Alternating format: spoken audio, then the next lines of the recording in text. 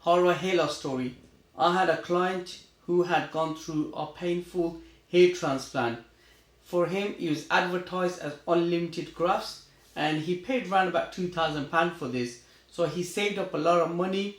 He was completely bald. He lost it everything. He had lost his confidence. He always used to wear a cap. Weddings, going out, socializing. He even reduced. It was a sad story because he even reduced going out with friends, especially because people were taking the mick out of his hair. So he affected his social life. He affected his relationship with his wife because he lost his confidence in how he looked. Therefore, he wasn't confident with his relationship with his wife as well. And at work, he had to wear a cap. He was really insecure. So he saved up a lot of money after a lot of hard work. Over £2,000 he saved up. Because he had no hair at the top, he had decided to go for a transplant. This is in UK, by the way.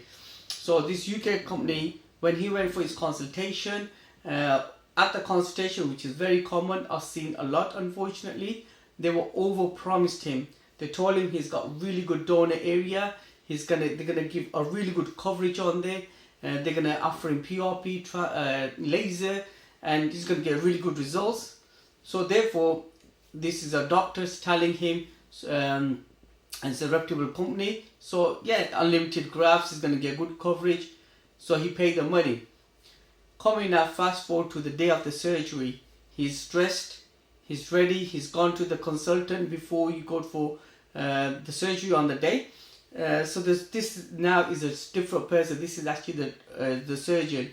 Now the surgeon's told him he's got a poor donor area, the complete opposite. Again, he's not going to get the full coverage as they're told. He's not going to get unlimited grafts. He said, I'm not sure why anyone's told you this. So he said, we can only do up to 2,000 grafts. So there it is, taking time off work, waiting for months for this. He's dressed up, ready to go, and this is what he's been told. In this situation, he said, go ahead, I've come all the way now, let's do what we did.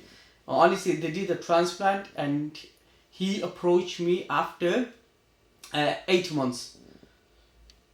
Then he contacted me after 8 months. Unfortunately, this is a grown-up man. He was very visibly very upset. And he told me what happened to him, where at consultation they overpromised him the results. He went through it was very painful, guys. So those who don't know, the transplant, when they put anesthetics in, is the most horrific pain. It's very bloody procedure. There's blood everywhere. Recovery is painful. It is very traumatic for men. So hair transplant is not an easy story. So fast forward now, he's had a transplant. He's on the day. So remember, he was completely bald. So, and he's approached me now 8 months.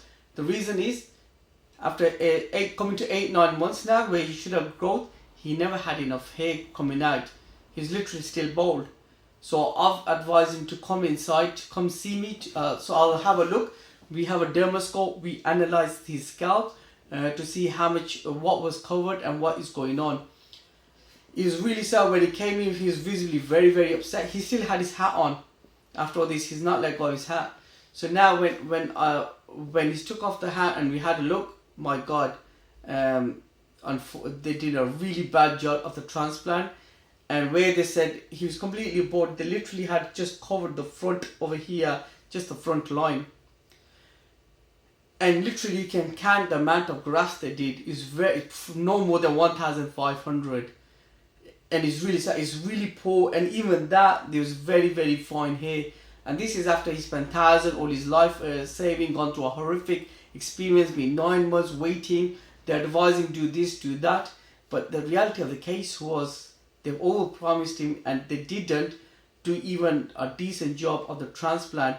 There weren't enough grafts. So from here to the back, for a normal person, you would have at least this 50,000 hair follicles we naturally have. Now, if you are fully bald, you need at least 18,000 grafts here to get good coverage. So yes, it might mean you need at least 2 or 3 transplants to get full coverage. But this was so bad that literally just the 2-3 lines here, you can count it, and even they didn't come out thick. So the way they missold him, in overpromised him during the consultation part, and then surgeon was complete opposite story. Now the sad story of this is a horror story. This is not the first time. I literally from the same clinic, I had up to 15 clients, all said the exact same story. So this is like the people don't believe it, but these are UK doctors. This is like an organized crime that's carried out. So unfortunately, it's sad there wasn't much we can do, because exosome, PRP, and all these treatment we do, these only work if you have live follicles. So even if you were to treat him, he'll only get the bit thick and the rest will be bald. He'll look horrible. So the best solution was for him to go to Turkey, because in Turkey, when they'll do 6,000 to 7,000 grafts. Obviously, you need to clarify that and make sure you find the right clinic, because not all the clinics are the same. We do see horror story from there. That's for another video. I will share some of that. But they no way would do 1,500. So he went there. He had, unfortunately, he had to save a lot of money. Again, Turkey, you're looking at £2,000 again. So now he's gone to Turkey. He's done his transplant now. And after a month or two, so I normally wait 4 weeks after transplant. Then I will be doing exosomes and PRP every month to give the best results. So guys, if you've gone through this horrific period, and the main one of the lessons to learn, guys, one thing, don't blame yourself. So there are a lot of males who think that, because they don't know what's happened to them, they've gone through this and they keep it to themselves, because men don't like sharing these stories, or they feel being scammed, and they feel like they blame themselves that, maybe because of me, but the hair transplant results, I didn't get it. So guys, it's not always your fault. It could be that they've done a really bad job on you and missold you a treatment and a product. So yes, so if you need advice, if you're one of these people who has suffered through this, have been conned out, unfortunately you're not the only one. I've come across too many people, and it's because the rate of transplant, the amount of people getting them is significantly boomed because of the prices have come down. We've seen these really bad practices out there. And also, if you need advice what to do, what is the best solution, and even after hair transplant, if you haven't got great results, we have helped a lot of clients after they had 1 or 2 or even 3 failed transplant. We did some treatments, exosomes, to give them at least good density so they have decent amount of hair. So yes, just contact me, guys. So we're in Birmingham City Centre. My name is Rizwan Aslam.